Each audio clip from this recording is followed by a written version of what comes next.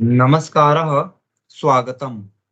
आज की इस वीडियो में हम जानेंगे कक्षा 6 की संस्कृत पाठ्य पुस्तक रुचिरा प्रथमो भागः का सप्तमः पाठः बकस्य प्रतीकारः। पाठ का हिंदी अनुवाद और अभ्यास प्रश्न। बकस्य प्रतीकारः यानी बगुले का प्रतिकार, प्रतिक्रिया या बदला। ये कहानी जो है पंचतंत्र की शैली पर है, जिसमें हमें व्यवहार कैसा रखना चाहिए, कैसा करना चाहिए, इसके बारे में शिक्षा दी गई है। आइए पाठ शुरू करते हैं। चित्र को ध्यान से देखिए। एकस्मिन् वने श्रीगालः बकः च निवसतः स्म।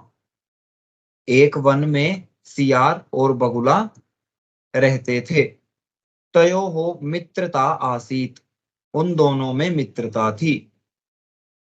एकदा प्रातः, एक बार प्रातः यानी सुबह, श्रीगालः बकम अवदत्, सियार ने बगुले को कहा, मित्र, श्वः त्वं मया सह भोजनम कुरु। मित्र, कल तुम मेरे साथ खाना खाओ।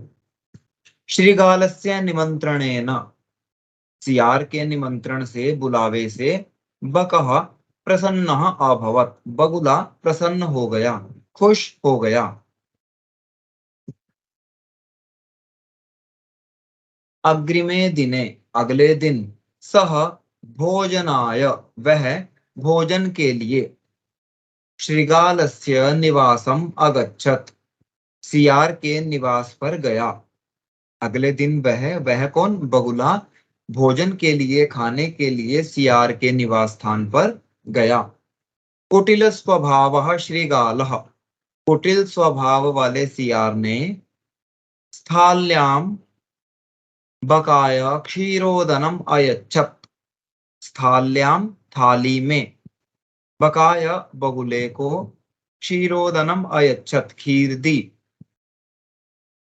बकम अवदत् च और बगुले से बोला, मित्र, अस्मिन् पात्रे आवाम अधुना सहैव खादावः, इस बर्तन में हम दोनों अब साथ ही खाते हैं।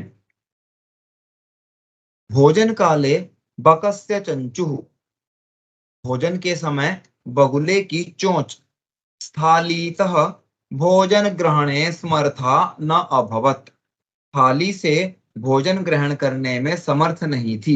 यानी बगुला चोंच से उस थाली से खाना नहीं खा पा रहा था। अतः बकः केवलम क्षीरोदनम अपश्यत्, अतः बगुला केवल खीर को देखता रहा। श्रीगालः तु सर्वं क्षीरोदनम अभक्षयत्, और सियार ने तो सारी खीर खा ली। श्रीगालेन वंचितः बकः, सियार के द्वारा,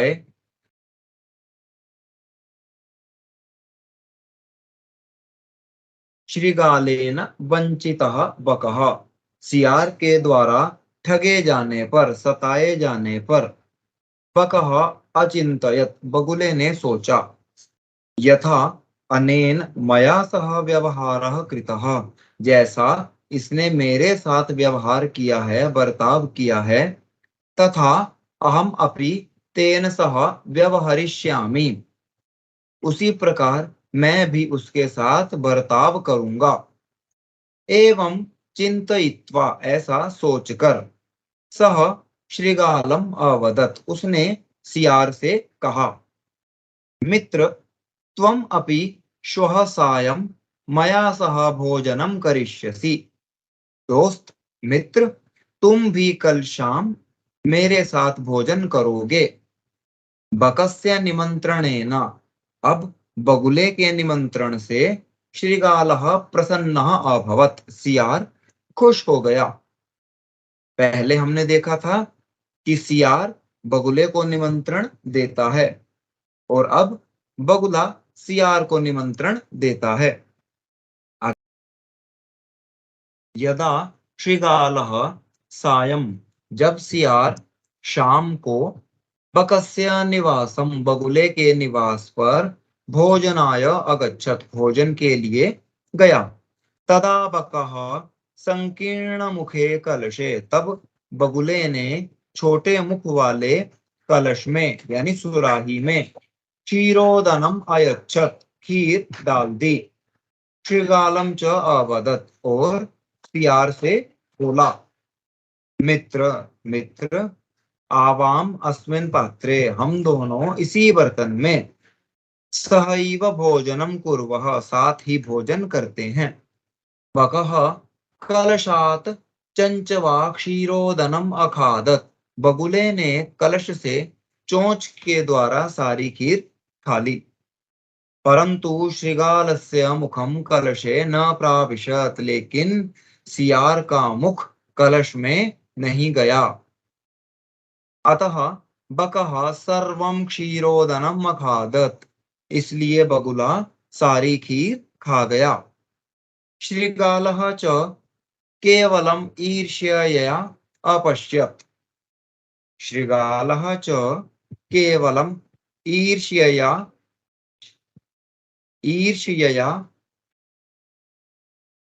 श्रीगालः च केवलम ईर्ष्यया अपश्यत, सियार केवल ईर्ष्या से देखता रहा, जलन से देखता रहा। चित्रों को ध्यान से देखिए।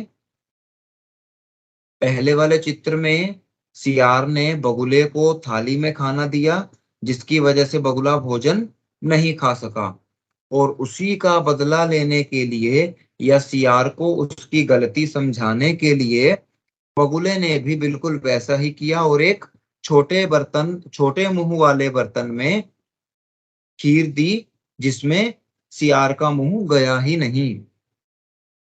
श्रीगालः बकं प्रति यादृशं व्यवहारम् अकरोत्, सियार ने बगुले के प्रति जिस प्रकार का व्यवहार किया, बकः अपि श्रीगालं प्रति तादृशं व्यवहारं कृत्वा प्रतिकारम् अकरोत्, बगुले ने भी सियार के साथ वैसा ही व्यवहार करके बदला लिया। उक्तम अपि, कहा भी गया है, आत्म दुर्व्यवहारस्य फलम भवति दुःखदम, अपने बुरे व्यवहार का परिणाम दुखद ही होता है। यदि हम किसी के साथ बुरा व्यवहार करेंगे तो वो दुख देने ही वाला होता है। तस्मात् सद्व्यवहर्तव्यम मानवेन सुखैषिणा, इसलिए सुख चाहने वाले मनुष्य को, मानव को हमेशा अच्छा व्यवहार ही करना चाहिए।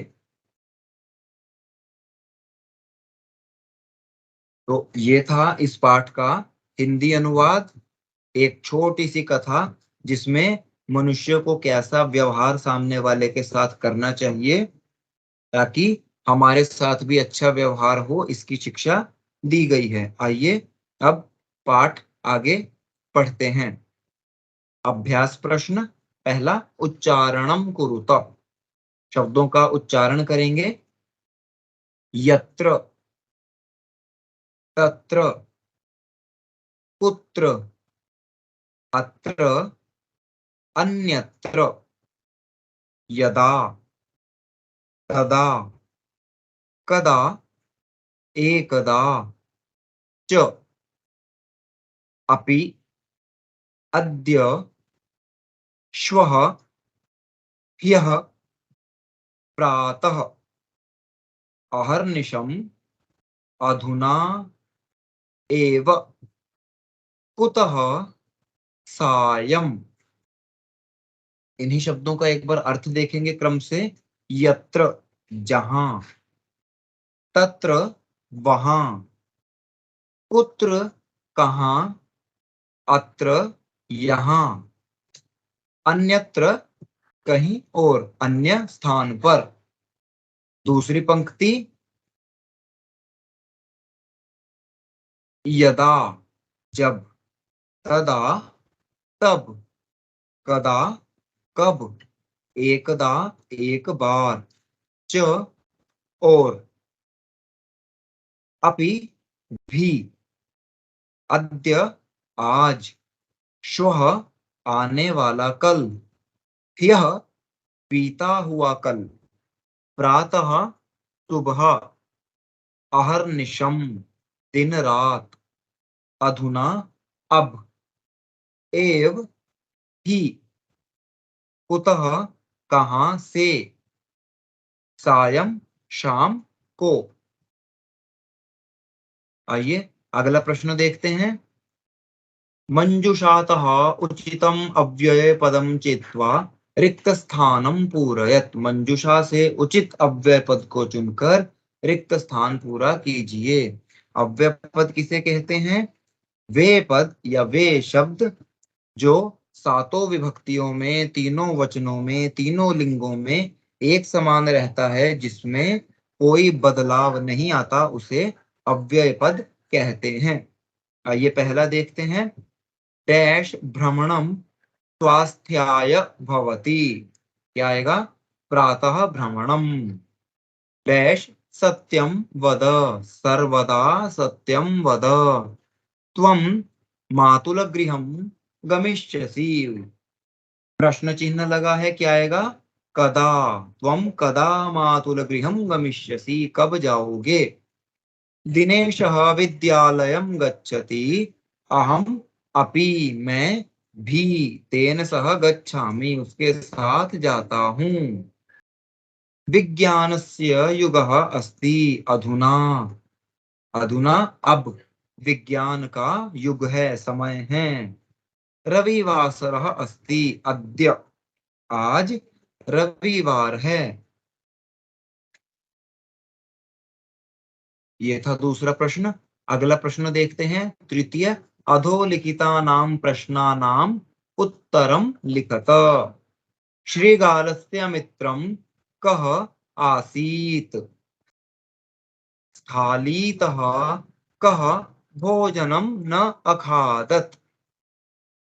बकः श्रीगालाय भोजने किम् अयच्छत्? श्रीगालस्य स्वभावः कीदृशः भवति? ये थे 4 प्रश्न और अब इनका उत्तर देखिए। सबसे पहले का, श्रीगालस्य मित्रम बकः आसीत्। श्रीगाल का मित्र कौन था? बगुला, बकः आसीत्। बकः स्थालीतः भोजनम न अखादत्। बगुले ने थाली से भोजन नहीं खाया। बकः श्रीगालाय भोजने क्षीरोदनम अयच्छत्। बगुले ने श्रीगाल को खाने में खीर दी। श्रीगालस्य स्वभावः कुटिलः भवति। सियार का स्वभाव कुटिल यानी चालाक होता है। ये था तृतीय प्रश्न। अगला प्रश्न देखेंगे। पाठात् पदानि चित्वा, पाठ से पदों को चुनकर, अधोलिखितानां नीचे लिखे हुए, विलोम पदानि लिखत। विलोम पद लिखिए, यानी नीचे लिखे हुए पदों के विलोम पद पाठ से चुनकर लिखने हैं। जैसे शत्रु मित्रम, इसी तरह सुखदम दुखदम, शत्रुता मित्रता, अप्रसन्नः प्रसन्नः। यहाँ पर न दो तरह से लिखा हुआ है, पहला प्रश्न में अप्रसन्नः और दूसरा उत्तर में, दोनों न को जोड़कर। दोनों ही विधियां सही हैं। दुर्व्यवहारः सद्व्यवहारः, सायं प्रातः, असमर्थः समर्थः। तो ये थे पाठ से चुने हुए विलोम पद। अगला प्रश्न देखते हैं। एक कथा है जो आपने सुनी होगी, प्यासे कौवे की। वही कथा है, लेकिन इस कथा को हमने क्या करना है? मंजूषातः समुचित पदानि चित्वा कथां पूरयत। मंजूषा से उचित पदों को चुनकर कथा को पूरा करना है।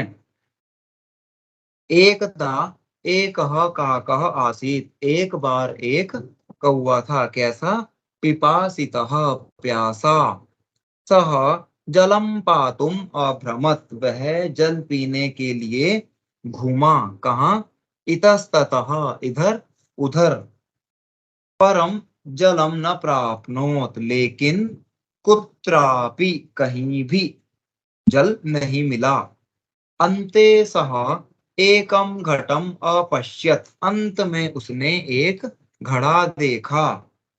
लेकिन घटे जलम आसीत स्वल्पम, लेकिन घड़े में थोड़ा जल था। अतः सह जलम असमर्थः अभवत, इसलिए वो जल असमर्थ हो गया। पातुम, पीने में, इसलिए वो जल पीने में असमर्थ हो गया। सह एकम चिंतयत, उसने एक सोचा। क्या? उपायम। सह खंडानि घटे अक्षिपत, उसने टुकड़े घड़े में डाले या फेंके। किसके? पाषाणस्य, पत्थर के। उसने पत्थर के टुकड़े घटे अक्षिपत, घड़े में डाले।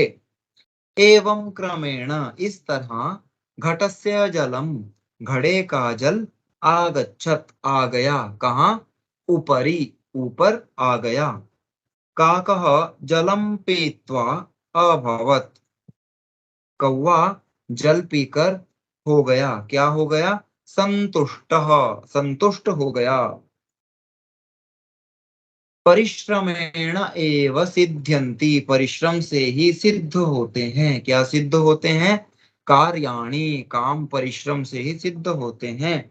न तो नहीं, क्या आएगा? एक ही पद बचा है ऊपर की मंजुषा में, मनोरथ ही, मनोरथ से नहीं, इच्छाओं से नहीं। क्या अंत में क्या कहता है? परिश्रम से ही कार्य सिद्ध होते हैं, मनोरथ इच्छा करने से नहीं। तो ये था पाठ का 5वां प्रश्न। इस पाठ का अंतिम प्रश्न, तत्सम शब्दान लिखत, तत्सम शब्द लिखने हैं। तत्सम शब्द क्या होते हैं? भाषा में 4 तरह के शब्द हैं। हिंदी भाषा में तत्सम, तद्भव, देशज और विदेशज। तत्सम शब्द संस्कृत के मूल शब्दों को कहते हैं, जो हम हिंदी में वैसे का वैसा ही प्रयोग करते हैं। जैसे अग्नि, वायु, इस तरह के। और तद्भव शब्द, वो शब्द जो संस्कृत के शब्दों से थोड़ा बिगड़ करके बना है। जैसे हस्त से हाथ, दुग्धम से दूध, अक्ष से आंख, दंत से दांत, नख से नाखून, अंगुली से उंगली, अंगुष्ठा से अंगूठा। इस तरह के शब्द, जो शब्द संस्कृत का हिंदी भाषा में उसी तरह प्रयोग होता है बिना किसी बदलाव के, उसे तत्सम कहते हैं। और जिनमें थोड़ा सा बदलाव आ जाता है उन्हें तद्भव कहते हैं। तो यहाँ पर प्रश्न में कहा है तत्सम शब्दान लिखत, यानी तत्सम शब्द लिखने हैं, संस्कृत के शब्द लिखने हैं। उदाहरण दिया है सियार, सियार के लिए क्या शब्द है? श्रीगालः। इसी तरह कौवा, कौवे के लिए कौन सा शब्द आया है? अभी पिछले प्रश्न में हमने कहानी पढ़ी है, काकः। और मक्खी के लिए मक्षिका, बंदर वानरः, बगुला, बगुले के लिए भी पाठ में शब्द आया है बकः, चोंच चंचुह, और नाक नासिका। इसी नासिका शब्द के आधार पर जो है महाराष्ट्र के पास नासिक नाम के स्थान का नामकरण हुआ है, क्योंकि उसी स्थान पर जो है श्री राम के वनवास के समय लक्ष्मण ने शूर्पणखा की नासिका काटी थी। तो ये था पाठ का 6वां और अंतिम प्रश्न। यहाँ पर यह पाठ समाप्त होता है। आपने इस कथा का अच्छे से अभ्यास करना है, इसे अपने जीवन में अपनाना है, किसी के साथ बुरा व्यवहार नहीं करना है, और इस पाठ के प्रश्न उत्तरों का भी अभ्यास करना है ताकि आप परीक्षा में लिख सकें। तब तक के लिए धन्यवाद।